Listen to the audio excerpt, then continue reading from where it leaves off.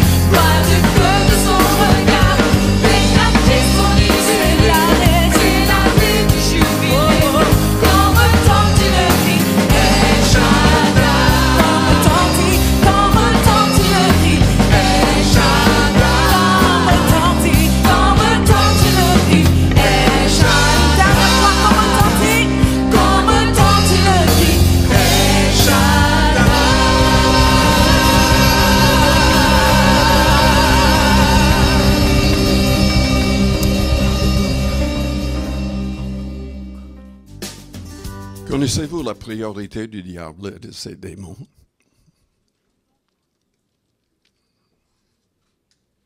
Est-ce que vous comprenez? Est-ce que vous connaissez la priorité ou les priorités du diable et de ses démons?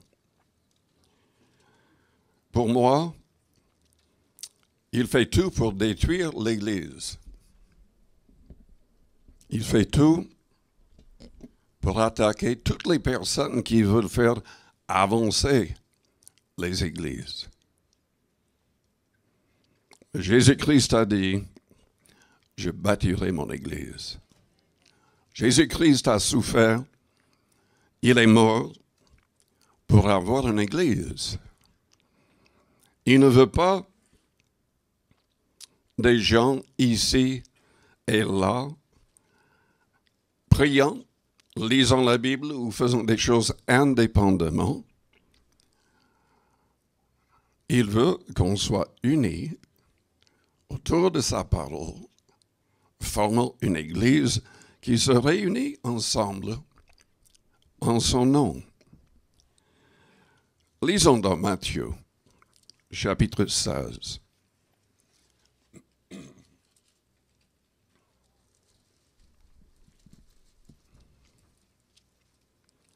Matthieu 16, lisons à partir du verset 13. Jésus étant arrivé dans le territoire de Césarée de Philippe, demanda à ses disciples, « Qui dit-on que je suis, moi le Fils de l'homme » Ils répondirent, « Les uns disent que tu es Jean-Baptiste, les autres Élie, les autres Jérémie, ou l'un des prophètes. Et vous, leur dit-il, qui dites-vous que je suis? Simon-Pierre répondit, tu es le Christ, le Fils du Dieu vivant. Le mot Christ est synonyme dans la Bible pour loi et pour le Messie. Jésus-Christ est le Messie promis. Il a accompli plus de 300 prophéties. Des prophéties données des centaines et des milliers d'années avant sa naissance. Il est aussi le Fils du Dieu vivant. Le Fils unique, selon Jean 3. En plus, quand nous parlons du Fils, tout n'a pas commencé à Bethléem. Jésus existait déjà. Et en fait, c'est lui qui a créé tout dans l'univers, selon plusieurs passages de la Bible.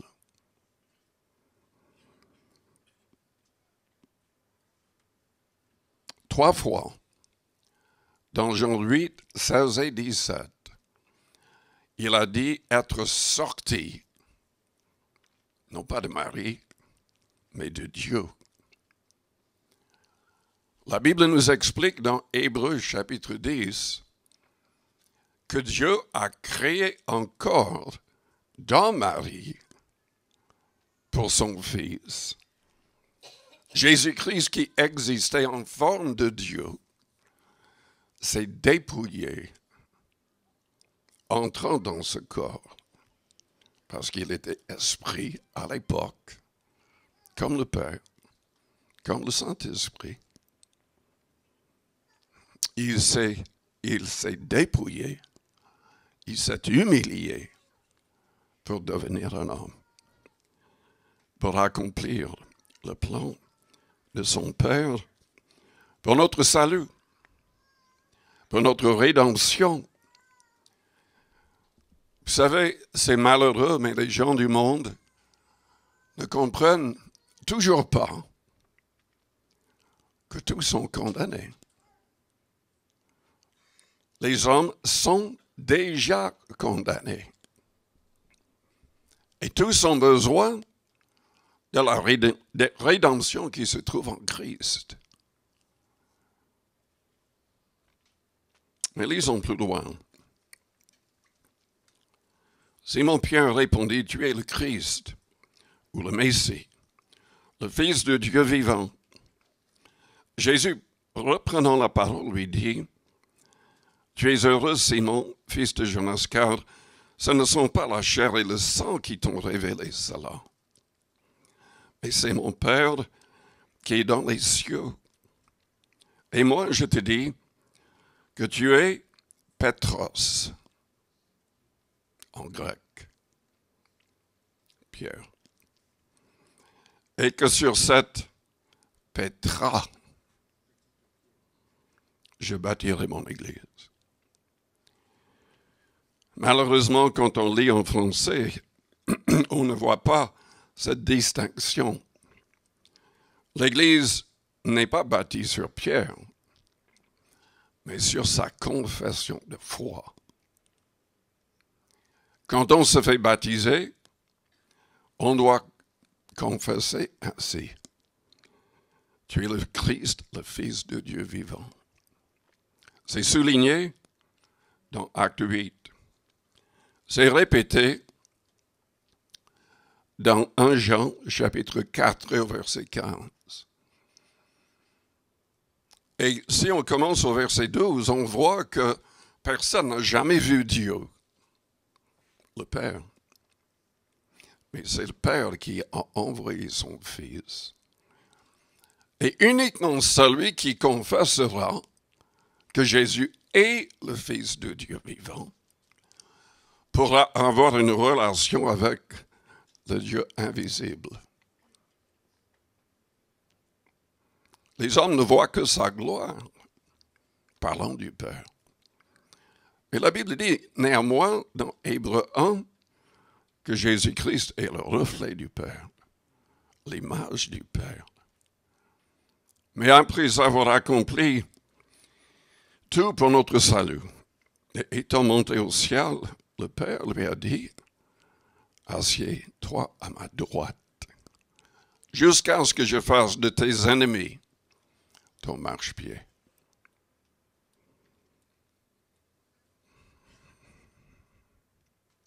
Moi, je te dis que tu es Pétros, et que sur cette Pétra, je bâtirai mon église, et que les portes du séjour des morts, c'est traduit par le mot l'enfer dans certaines Bibles, ne prévaudront point contre elle. Le diable fera tout pour anéantir l'Église. Mais j'aime ce que le Seigneur a dit. Les portes ne prévaudront point contre elle. Quand est-ce que vous avez jamais vu une porte agissant contre qui que ce soit? Est-ce que les portes marchent? Est-ce que les portes agissent? En réalité, Jésus disait que c'est à l'Église de marcher contre l'enfer, contre le diable, contre les démons. Et d'enfoncer les portes. Vous savez, Jude, juste avant l'Apocalypse, a dit ceci. J'aimerais le lire.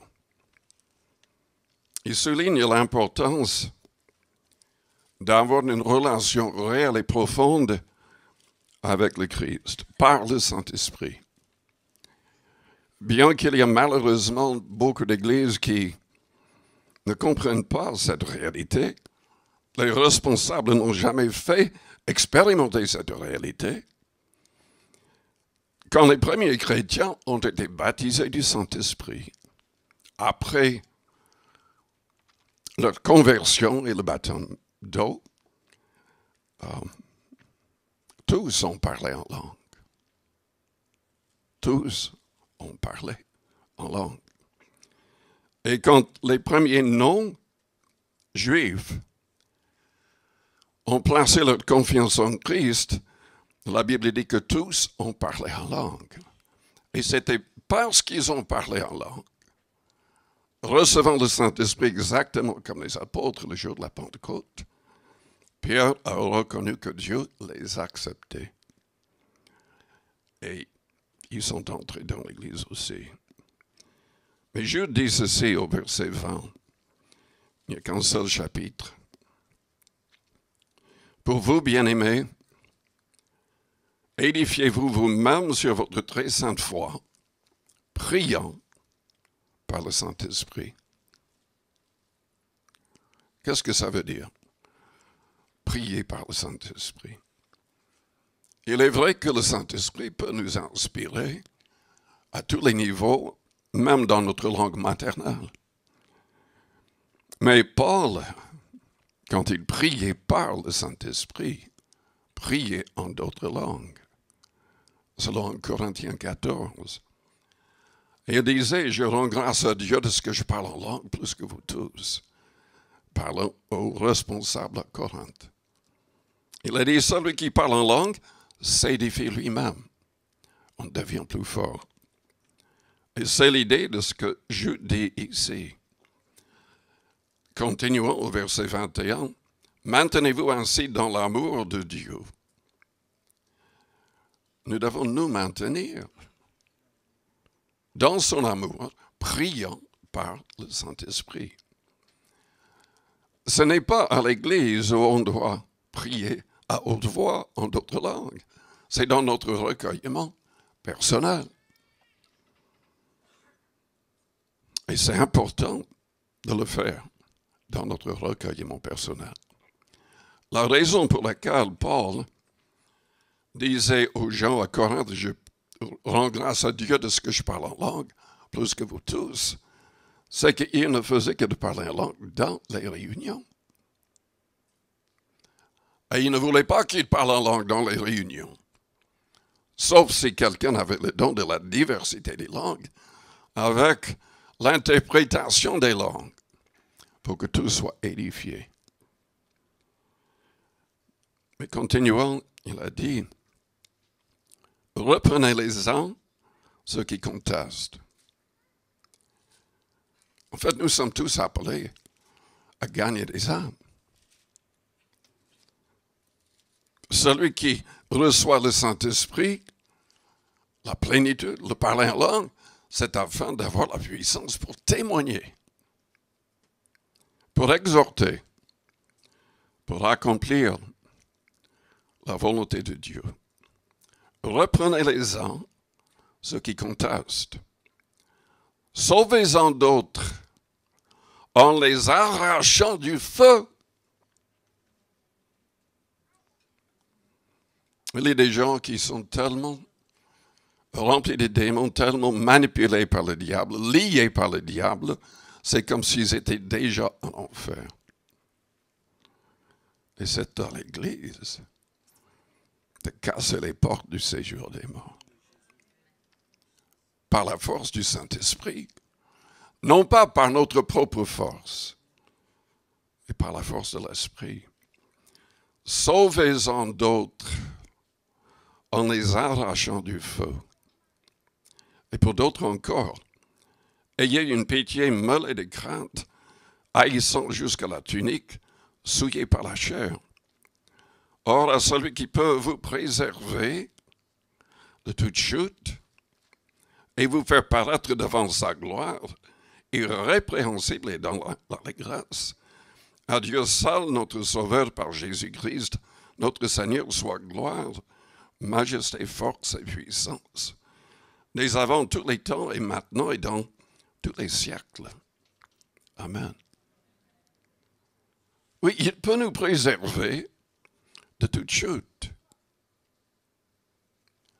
Si nous nous maintenons dans son amour, priant par le Saint-Esprit.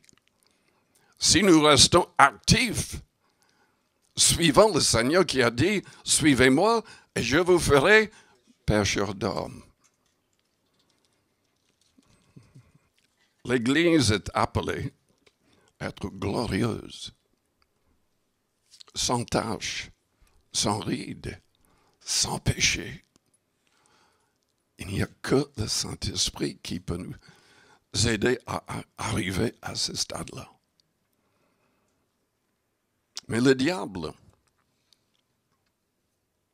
il va tout faire pour démolir l'Église de Jésus-Christ. Et j'entends des histoires terribles. Parfois des églises divisées, anéanties à cause d'orgueil, à cause de toutes sortes de choses. Orgueil spirituel. Où le diable manipule. Parce que vous savez que Dieu ne supporte pas l'orgueil. Il résiste aux orgueilleux. Il fait grâce uniquement aux gens humbles. Et si nous nous élevons, il va nous écraser. C'est souligné, je ne sais pas combien de fois dans la Bible, parce que le diable s'est élevé. Il ne supporte pas qui que ce soit qui a cette mentalité et cette sorte d'attitude. Qu'est-ce que le diable fait pour détruire l'Église, les églises? En premier, le diable est écuménique. Vous avez entendu? Le diable est écuménique. L'écuménisme est du diable. C'est satanique, c'est démoniaque. Et la plupart des gens ne comprennent même pas ce que c'est l'écuménisme. Très souvent, les gens imaginent, enfin, être écuménique, c'est être ouvert aux autres, surtout aux autres dans le contexte du christianisme. Mais ça va beaucoup plus loin que ça. Ce n'est pas le fait d'être ouvert. Celui qui est écuménique ne croit plus, ne confesse plus que Jésus-Christ est le seul sauveur du monde. Celui qui est écuménique croit que, sans doute, il y a les gens dans le contexte d'autres religions qui sont sincères, des gens qui prient, qui essaient de faire de bonnes choses, seront quand même sauvés. Jésus-Christ a dit non. Il a dit, je suis le chemin, la vérité et la vie. Nul ne vient au Père que par moi. En face de lui, il y avait plein de personnes responsables du judaïsme. Dieu lui-même avait commencé le judaïsme. Mais ceux qui étaient dedans ne cherchaient pas dans les prophéties. Avaient oublié ce que Dieu avait dit quand il a donné la loi à Moïse. Dans Deutéronome 18 au verset 18, c'est souligné qu'il y aurait un autre prophète, semblable à Moïse. Et si les gens n'écouteraient pas ce prophète, ils seraient retranchés du peuple de Dieu. Dans Acte 3, Pierre cite cette prophétie et déclare que c'est Jésus-Christ, ce prophète-là. Beaucoup plus qu'un prophète. Mais quand même, Jésus disait lui-même qu'il était prophète. Et il a prophétisé de nombreuses fois. Il y a plein de choses qui se sont déjà passées. Et d'autres encore qui vont s'accomplir. Peut-être que vous n'êtes pas au courant, mais tous les ans, au Vatican, il y a les responsables de toutes les religions du monde qui sont invités. Et le Vatican permet que les gens aillent dans différentes salles et prient Dieu, à leur manière, selon leur fausse doctrine. Le pape ne cache pas le fait qu'ils ne veulent pas évangéliser qui que ce soit. Ils ne veulent surtout certainement pas évangéliser les Juifs, car les Juifs seront, d'après lui, sauvés quand même dans le contexte du judaïsme. C'est absolument faux. Jésus-Christ a dit aux Juifs en face de lui, aux responsables, « Si vous ne croyez pas ce que je suis, vous mourrez dans vos péchés. » Pierre, rempli du Saint-Esprit, le jour où tous les non-juifs ont été baptisés du Saint-Esprit avec le signe de parler en langue, Pierre venait d'annoncer que Jésus était le seul nom, la seule personne qui pouvait sauver. Et Dieu l'a confirmé en envoyant le Saint-Esprit à ces non-juifs qui ont accepté cela comme étant la vérité. Il y a de plus en plus d'églises et mouvements d'églises, fausses églises, à cause d'infiltration par des gens qui sont démoniaques, qui sont tombés dans l'apostasie. Dans 2 Thessaloniciens chapitre 2, c'est souligné qu'avant le retour du Christ, l'Église tomberait dans l'apostasie. C'est-à-dire, n'acceptant plus le Nouveau Testament qui vient des apôtres, l'enseignement des apôtres. Ils acceptent toutes sortes de péchés, des choses appelées des abominations par Dieu, des choses où Dieu promet la mort et l'enfer. Mais ils croient avoir tous les droits, se disant toujours chrétiens, et pourtant étant très très loin du Christ et de la vérité. Le diable est derrière tout ça. Le diable est derrière tout cela. Et il réconforte les gens par des présences. Ce n'est pas la présence de Dieu. Ce n'est pas la présence des anges de Dieu. La Bible, Paul, dans ses prophéties, a dit qu'il s'agirait d'esprit de séduction. Esprit de séduction. Il a parlé aussi, Jésus en a parlé, de faux apôtres, faux rois, faux prophètes et faux miracles. Faux dans le sens que ces miracles ne viennent pas de Dieu. Et pourtant, ils se servent quand même du nom de Jésus dans leur prière. Et beaucoup de gens, de plus en plus de gens, sont trompés. Mais lisons dans 2 Corinthiens, chapitre 11.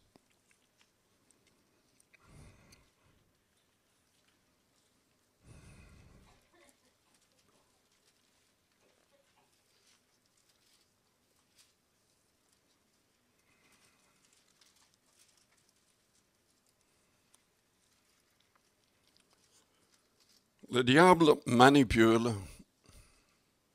souvent les nouveaux convertis. Paul, écrivant à Timothée, lui a dit de ne pas choisir comme responsable des églises de nouveaux convertis, disant qu'ils tomberaient à cause d'orgueil. Il fallait que la personne attende un certain temps, étudie, et apprennent à être humbles. Sinon, le résultat serait terrible. Mais le diable a ses propres ministres qui parlent de Jésus, mais non pas de la bonne manière, non pas de manière biblique. Ils imaginent toutes sortes de choses sous l'inspiration d'esprits de séduction. Il y a actuellement des groupes qui se réunissent dans les maisons. Ils s'appuient sur le début de Hébreux 6,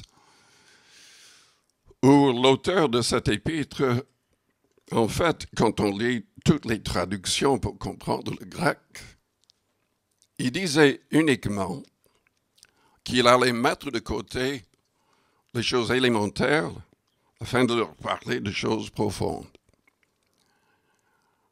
Beaucoup de groupes se servent de ce passage pour essayer de dire que eux, ils ont un message plus profond. Les pasteurs dans les églises, ils sont superficiels, trop simplistes comme message. Nous sommes instruits dans les grandes révélations de Dieu. La vérité est beaucoup plus complexe. Je suis en train de parler, oui, de ces groupes dont certains me parlent, mais en fait, je suis en train de parler de ce que Paul a dit dans ce chapitre, de faux apôtres, de gens qui se disent apôtres. Vous savez que le mot apôtre signifie simplement envoyé. Ils se disent, Jésus m'a parlé. Certains vont jusqu'à dire qu'ils sont allés au ciel et un ange leur a parlé ou Jésus leur a parlé. Ce sont des menteurs. Ce sont des menteurs. Et on sait parce qu'on voit la suite. On remarque le fruit, on remarque ce qu'ils prêchent, qui n'est pas en accord avec le Nouveau Testament. Il y a des gens qui disent, mais enfin, c'est toujours la même chose dans les églises. Les pasteurs, ils répètent les mêmes choses. Dans Philippiens 3, au verset 12, Paul a écrit, je ne me lasse pas de vous écrire les mêmes choses. Et pour vous, cela est salutaire.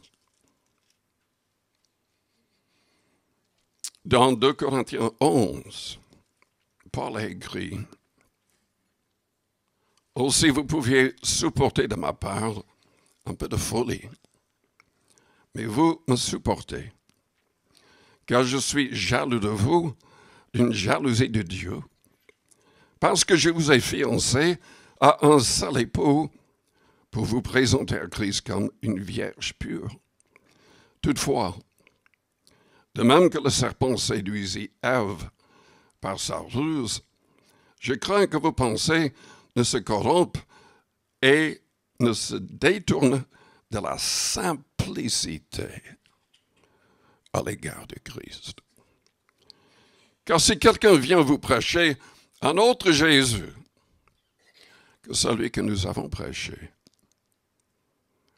oui, il y a des gens qui prêchent que Jésus a fait ceci, cela, il a dit ceci ou cela. Et ça ne s'accorde pas du tout avec ce que nous avons. Peut-être que vous n'êtes pas au courant, mais il y avait des douzaines et des douzaines d'évangiles qui ont été rejetés par les apôtres comme étant de faux évangiles. Aujourd'hui, différents groupes, religions essaient de reprendre ces faux évangiles et ils prêchent un Jésus qui n'est pas le Jésus, le vrai.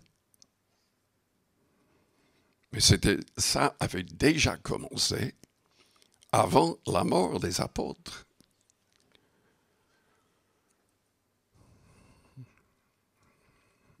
Si quelqu'un vient vous prêcher un autre Jésus que celui que nous avons prêché, ou si vous recevez un autre esprit que celui que vous avez reçu,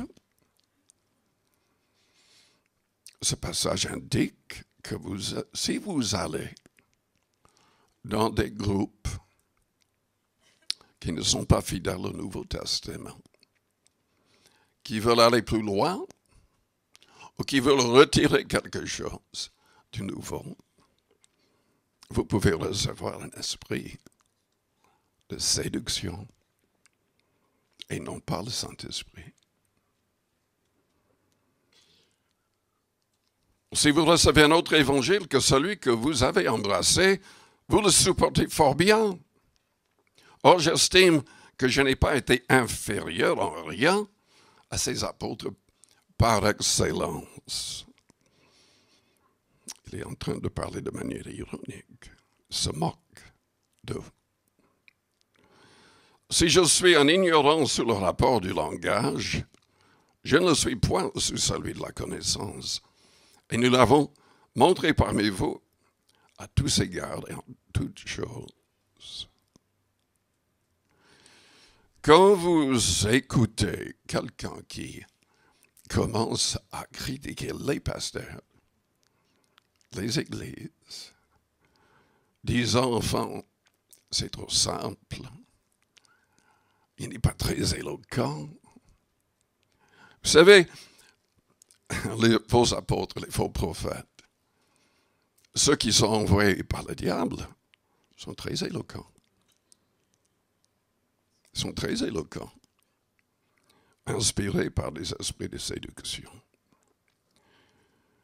Paul, dans plusieurs passages, on se rend compte que les gens critiquaient le grand apôtre Paul, disant que son langage était trop simple, que le message n'était pas assez complexe, pas assez profond.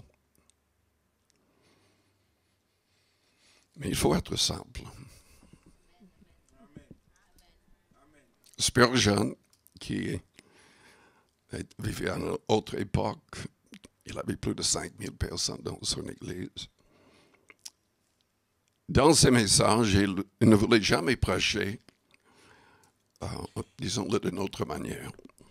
Il voulait être assez simple pour que les jeunes, les enfants comprennent. Il faut que tous comprennent. Il y a un passage dans l'Ancien Testament qui dit que le vrai chemin de la sainteté, du salut, doit être compris, peut être compris, même par quelqu'un qui est malade mentalement.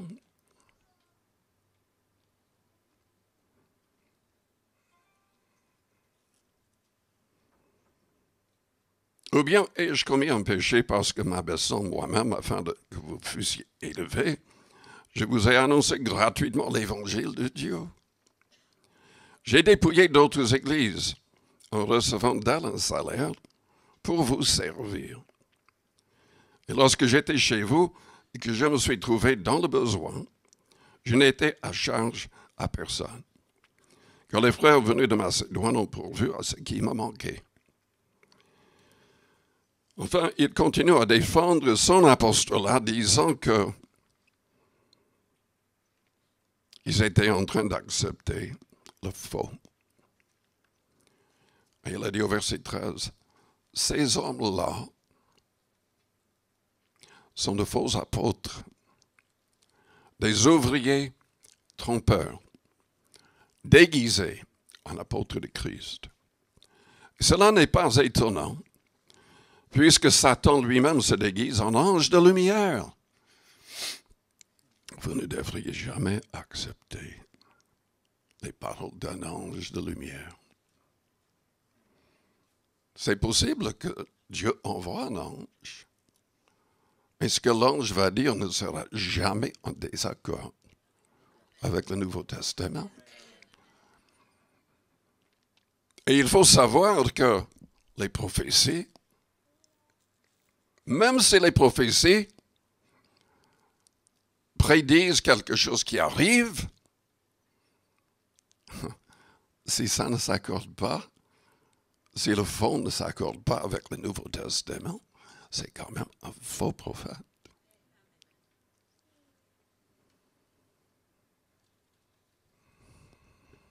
Il n'est pas donc étrange que ces ministres aussi se déguisent en ministres de justice, leur fin sera selon leurs œuvres. Satan peut facilement tromper et manipuler une personne orgueilleuse. Parce que déjà, Dieu lui-même sera contre cette personne. Il va tout faire pour pousser la personne à la repentance, à devenir humble, mais s'il n'y a pas de changement, il va les laisser avec le diable et dans le faux. C'est la raison pour laquelle je ne supporte pas les gens qui se disent apôtres ou les gens qui se disent prophètes. Ça ne me dit rien, même que vous me disiez pasteur. Mon pasteur à moi disait aux gens continuellement, appelez-moi frère. Parce que Jésus a enseigné dans Matthieu 23, vous êtes tous des frères. Nous pouvons reconnaître que quelqu'un a été contacté et envoyé par le Christ, a accompli, plutôt que Dieu a accompli de grandes choses. Au travers de sa vie, peut-être qu'il a commencé beaucoup d'églises.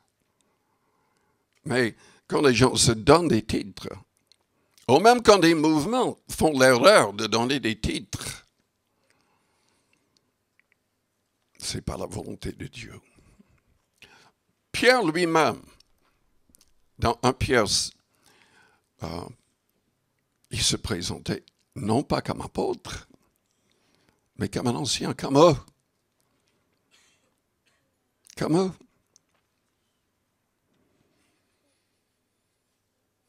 Paul défendait son apostolat simplement parce qu'il était tellement critiqué, il n'avait jamais marché avec le Christ. Le Christ s'est présenté à lui et c'était confirmé par les apôtres. Pierre dit, à la fin du 2 Pierre, que tous les écrits de Paul étaient au même niveau que toutes les Écritures saintes. Donc, il y a cette confirmation. Mais aujourd'hui, je ne supporte pas, même pour le mot prophète, à l'époque, les prophètes et les apôtres, jusqu'au moment où le Nouveau Testament a été terminé, recevaient des révélations que nous ne pouvons pas recevoir. Ils recevaient la nouvelle doctrine. Nous ne pouvons pas recevoir de nouvelles doctrines. Parce que la Bible dit, dans Galates, chapitre 1er, versets 6 à 9, dans 2 Jean, chapitre 1er, verset 9, dans Jude, chapitre 1er, verset 3, et à la fin de l'Apocalypse, que tout est complet avec le Nouveau Testament. Nous pouvons prophétiser dans ce contexte, mais aucun prophète à notre époque, aucun apôtre à notre époque ne peut prétendre être au même niveau. Ça n'existe pas. Dieu n'acceptera jamais une nouvelle doctrine ou une nouvelle pratique ou une nouvelle manifestation. Les démons sont en train de tromper des églises partout dans le monde à cause de fausses manifestations. Et beaucoup de gens, parce qu'ils veulent le recevoir de Dieu, se laissent aller. Montrez-moi dans la Bible où les gens tombaient quand les apôtres priaient pour eux. Montrez-moi dans la Bible où les gens tombaient quand Jésus priait pour eux. Une fois, quand les soldats sont venus pour l'arrêter, eux, ils sont tombés, ses ennemis. Mais il y avait de vrais miracles dans la Bible. Et les gens n'avaient pas besoin de tomber pour être guéris. Ce qui me trouble énormément aujourd'hui, avec ces histoires de tomber. Je vais être très honnête avec vous. C'est une manipulation. Et je vais vous dire pourquoi. Je viens de regarder plusieurs vidéos des hypnotistes qui font la même chose. Exactement la même chose. Des chamans et d'autres personnes aux ânes qui font exactement la même chose. Et un hypnotiste expliquait exactement ce qu'il faisait, disait, pour que les gens tombent. Souvent, ils n'avaient même pas besoin de les toucher. Ils faisaient comme ça. Et de l'autre côté de la pièce, les gens tombaient. Et l'un a fait exactement ce que j'ai vu un soi-disant évangéliste faire. Il a demandé à quelqu'un qui n'avait aucun contact avec tout cela de faire le même geste. Et les gens sont tombés, quand même. Il y avait un type qui est passé dans notre église quand j'étais jeune. Il a commencé à faire cela. Il y a d'autres qui aujourd'hui, pensant à cette personne, disaient « je veux être comme lui ».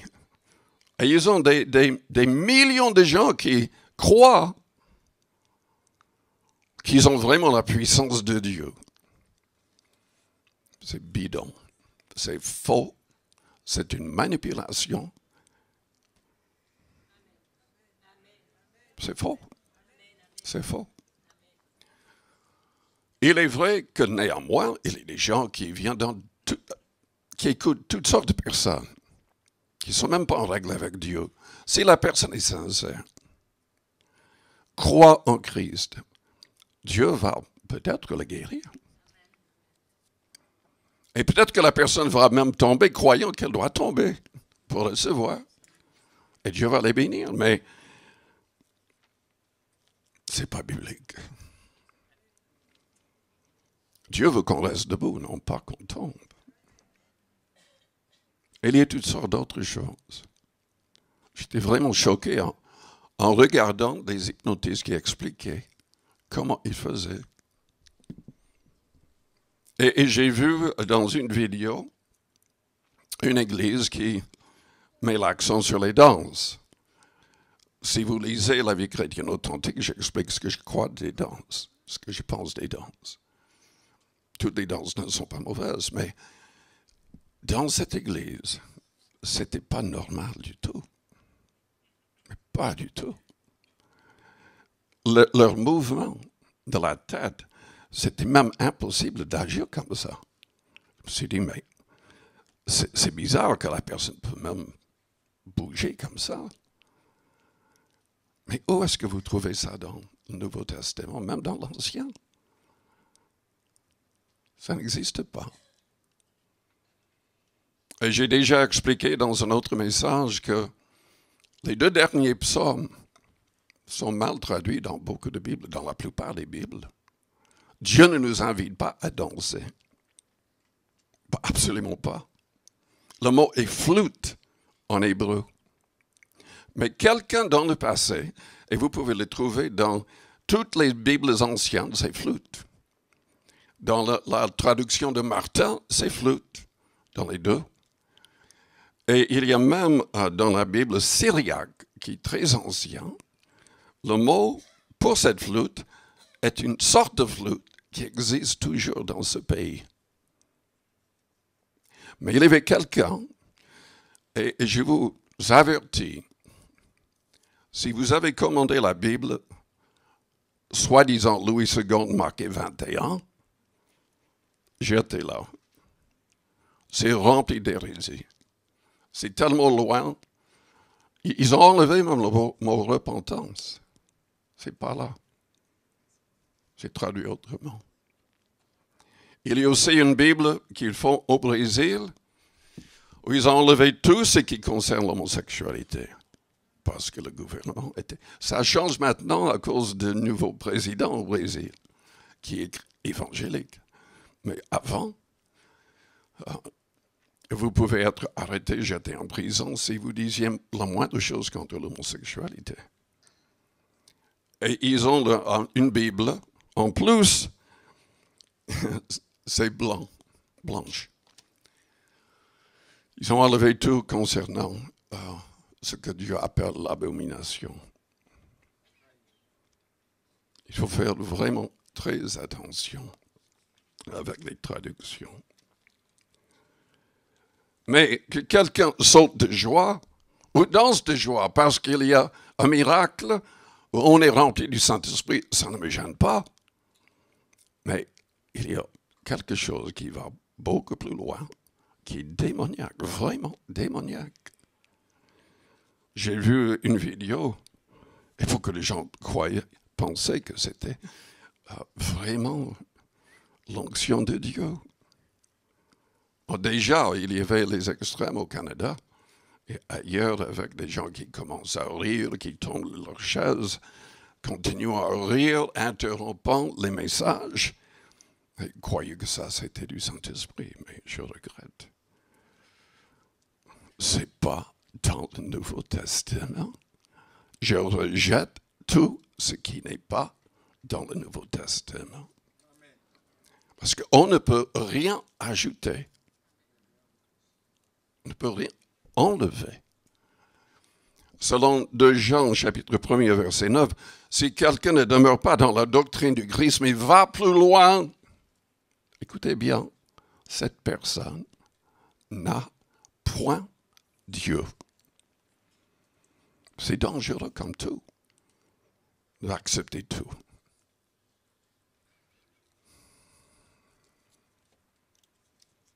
Des esprits de séduction.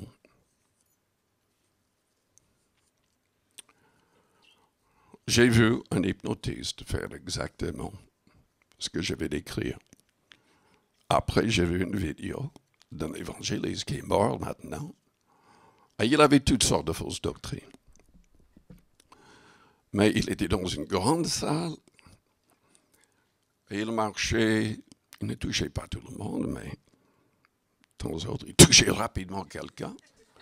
La personne sautait, courait dans l'église, comme un fou. Mais j'ai vu les hypnotistes qui faisaient exactement la même chose. Où est-ce que vous trouvez de telles bêtises dans le Nouveau Testament?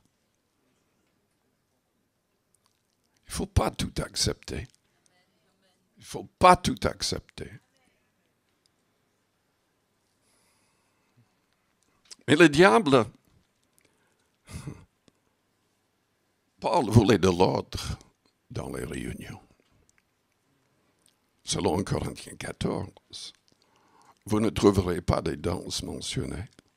Vous ne trouverez pas des choses bizarres, mais vous trouverez les manifestations de l'Esprit Saint pour édifier les autres. Mais le diable, il manipule les gens. Parfois, il le fait avec les nouveaux convertis. Et je ne sais pas, c'est fou comment. Je ne sais pas si c'est à cause d'orgueil, c'est sans doute ça.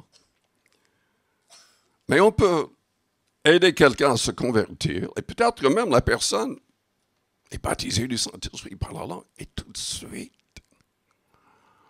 il n'a même pas lu encore le Nouveau Testament, mais il croit tout savoir.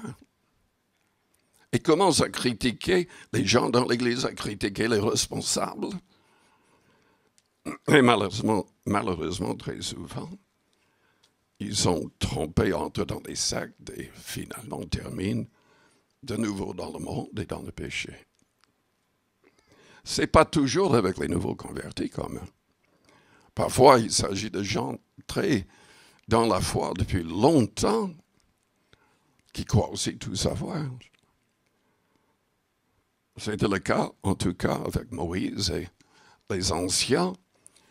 250 anciens avec leurs familles ont été tués par Dieu. Il disait, il ne voulait plus que Moïse les dirige. Il disait, mais nous avons aussi l'esprit. Mais vous savez pourquoi ils avaient l'esprit? À cause de Moïse. À cause de Moïse. Moïse avait prié c'était son beau-père, je crois, qui avait suggéré, mais vous avez besoin d'aide. Il a prié pour les autres et le Saint-Esprit est tombé sur eux. Mais l'orgueil. Mais nous avons l'Esprit, nous ne voulons pas que cet homme règne sur nous. Et Dieu résiste aux orgueilleux. Dieu résiste aux orgueilleux. Il abaisse ceux qui se lèvent. Mais le diable est derrière tout cela. Il pousse les gens dans ce sens. Qu'est-ce qu'il a fait dans le jardin d'Éden avec Adam et Ève? Dieu vous ment. Vous allez, si vous m'écoutez, si vous mangez de ce fruit, vous allez devenir comme des dieux. Vous aurez un pouvoir. Aujourd'hui, les gens acceptent toutes sortes de manifestations parce qu'ils veulent le pouvoir. Comme Simon le magicien dans les Actes. Il se fait baptiser avec les autres, mais il avait trompé toute la ville avec, la magie. Pierre et Jean arrivent, prient avec l'imposition des mains pour les nouveaux convertis, et les gens commencent à parler en langue, être vraiment remplis de l'esprit, et qu'est-ce qu'il fait, lui? Il offre de l'argent en secret à Pierre, en disant, mais donne-moi ce pouvoir pour que je puisse imposer mes mains. Pourquoi est-ce qu'il voulait ce pouvoir? Vous croyez qu'il aimait les gens? Non. Il avait perdu sa place. Avant, les gens l'admiraient, le suivaient. Pierre a dit que ton argent périsse avec toi, puisque tu as pensé que le don de Dieu peut être acquis au prix de l'argent. Aujourd'hui, dans différentes parties du monde, il y a des gens qui se disent pasteurs, et le pouvoir vient des marabouts, de la sorcellerie. Ils n'ont aucun contact réel avec le Christ, aucun salut eux-mêmes, mais ils ont des miracles. Il y a des manifestations de toutes sortes. Mais tout est faux. Tout est faux. Et le diable et des esprits de séduction sont derrière cela. Parce qu'il veut détruire l'Église. Il veut que les non-convertis du monde voient toutes sortes de choses ridicules et se moquent de Dieu et de la vraie Église.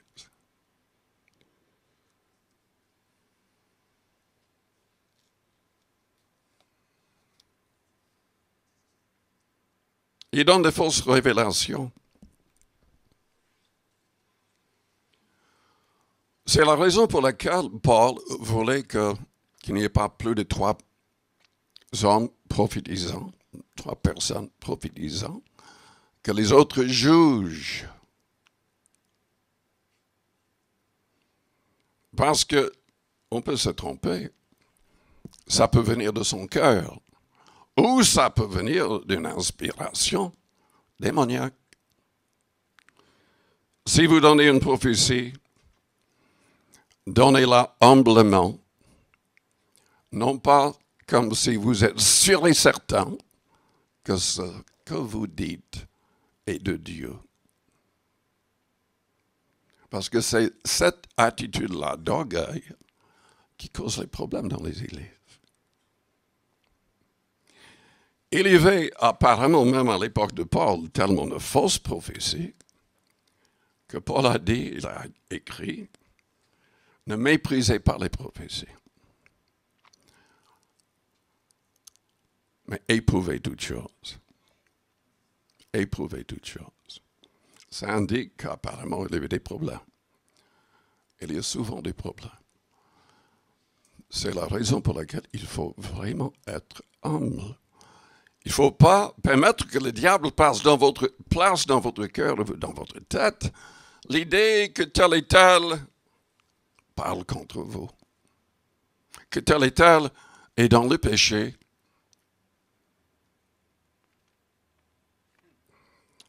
La Bible dit que l'amour ne soupçonne point le mal. Ne soupçonne point le mal.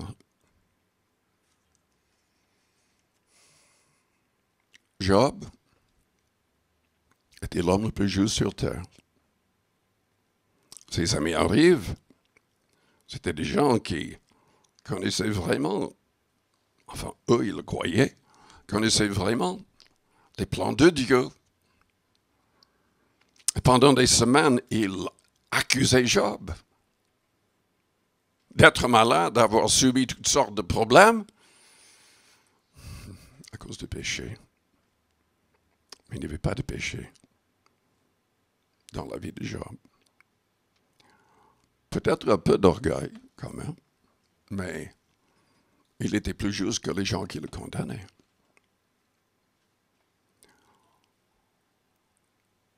Pourquoi il le condamnait? La Bible indique au début que dans la nuit, un esprit a agi. Apparemment, c'est cet esprit qui leur a donné l'idée comment parler à Job. Mais tout ce qu'ils disaient, tout ce qu'ils ont dit était faux. Parce qu'à la fin de Job, Dieu les condamne. Il appelle même Job, quand même, à s'humilier. Et quand Job a prié pour ses amis qui sont devenus ses ennemis, il a été guéri. Et Dieu lui a donné tout ce qu'il avait perdu.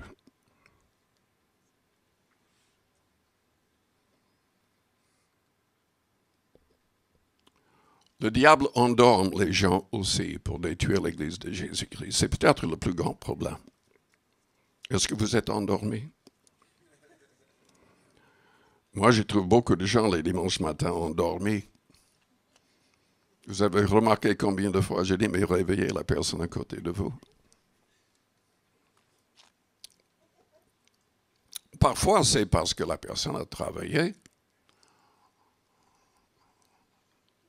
Parce que la personne a un nouvel enfant qui pleure toute la nuit. Mais il y a d'autres fois où il y a un esprit qui endorme les gens pour qu'ils n'écoutent pas. Ce qui peut changer leur vie. C'est très clair dans la Bible. Nous avons trop de spectateurs. Jésus-Christ ne voulait pas que l'Église soit un lieu de spectacle. Ça ne veut pas dire qu'on ne peut pas chanter, avoir des instruments, etc. Mais de plus en plus, il y a de grandes églises, c'est le spectacle. Les gens viennent pour un concert. Et les gens n'évangélisent pas. Les gens ne veillent pas les uns sur les autres, n'exhortent pas. Le Seigneur nous demande de le suivre. Suivez-moi, je vous ferai pécheurs d'hommes. Dieu dit, soyez saints, car je suis saint. Je vous invite à fermer vos yeux, à courber vos fronts avec les yeux fermés, les fronts courbés. Je sais que dans cette salle ce matin, il y a pas mal de personnes qui ne sont pas en règle avec Dieu. Je vous encourage à croire en Christ, à saisir le salut par le Christ, car il n'y a aucun autre sauveur. Je vous encourage à faire le nécessaire pour plaire à Dieu par la foi et par une action positive. Pendant que les yeux restent fermés, les fronts courbés, si vous n'avez pas l'assurance de votre salut, vous êtes là, vous savez que si vous deviez mourir maintenant et être jugé, vous ne seriez pas sauvé. Mais vous voulez devenir un vrai disciple de Christ. Et vous êtes prêt à faire le nécessaire, à vous mettre en règle, à passer par les eaux du baptême. Peut-être que vous êtes déjà baptisé d'eau, mais vous n'êtes pas en règle. Ce qui sauve n'est pas le baptême par lui-même, mais l'engagement du baptême. Le fait de garder une bonne conscience, restant éloigné du péché, marchant dans la sainteté. Si vous voulez saisir la main du seul vrai Sauveur, vous voulez être sauvé, je voudrais prier pour vous. Faites-moi signe en élevant votre main. Merci. Merci. Merci. Élevez votre main bien haut pour que je la voie. Merci. Oui. Merci. Merci. Je vous invite à répéter une prière après moi. Que toute l'Église répète la prière pour aider les personnes qui ont élevé la main. Père Céleste, je place toute ma confiance en ton Fils.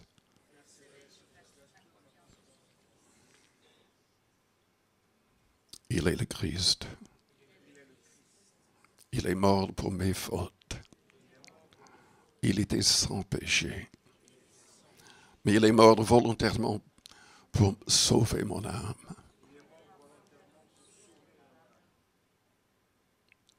Pardonne-moi tout péché. Aide-moi à comprendre ce que je dois faire et ce que je dois éviter. Je désire être un vrai disciple du Christ. Je désire recevoir l'Esprit du Christ en moi. Purifie-moi. Chasse de moi tout esprit mauvais et impur.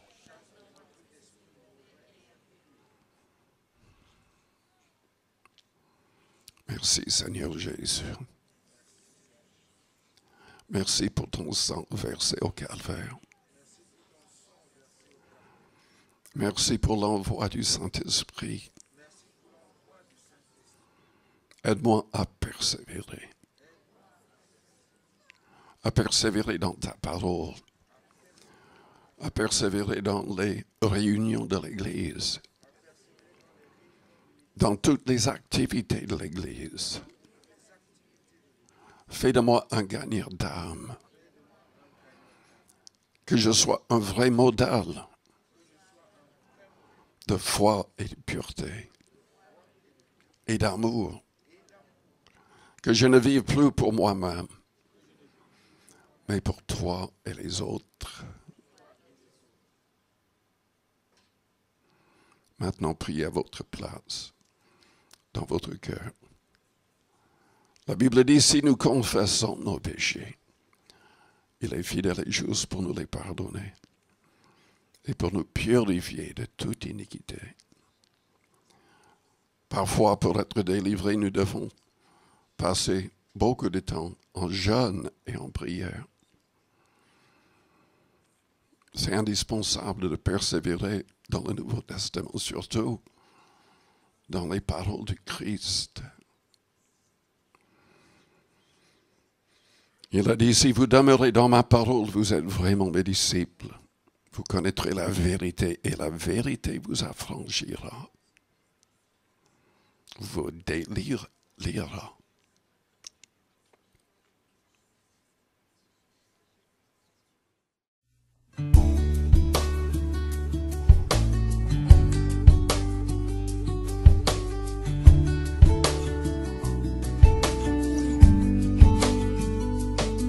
Si le monde te reprend et ton or et ton argent, si la pauvreté vient assombrir ton cœur, souviens-toi que Dieu là-haut prend soin des petits oiseaux.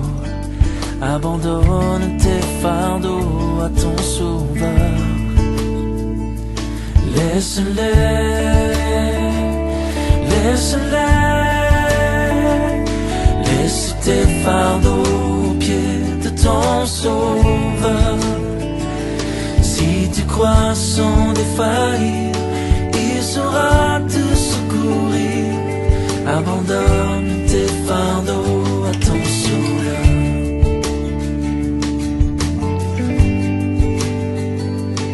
Si ton pauvre corps brisé a perdu force et santé, si tu pleures et tu frémis sous la douleur,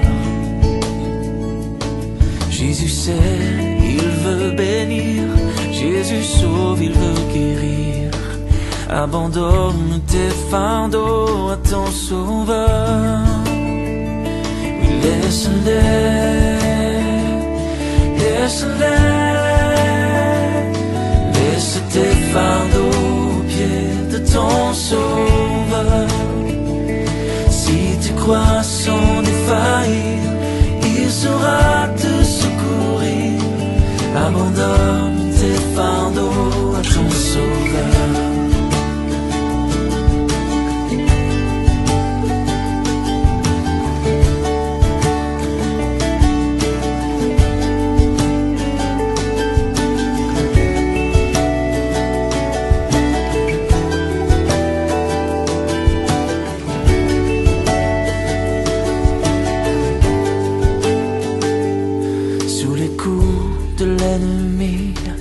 Ton courage a-t-il faibli et ta foi sombrée peut-être sous la peur? Souviens-toi que Dieu ton Père aime exaucer les prières. Abandonne tes fardeaux, ton Sauveur. Laisse-les, laisse-les, laisse tes fardeaux aux pieds de ton Sauveur. Si tu crois sans défaillir, il saura te secourir. Abandonne tes fardeaux à ton Sauveur.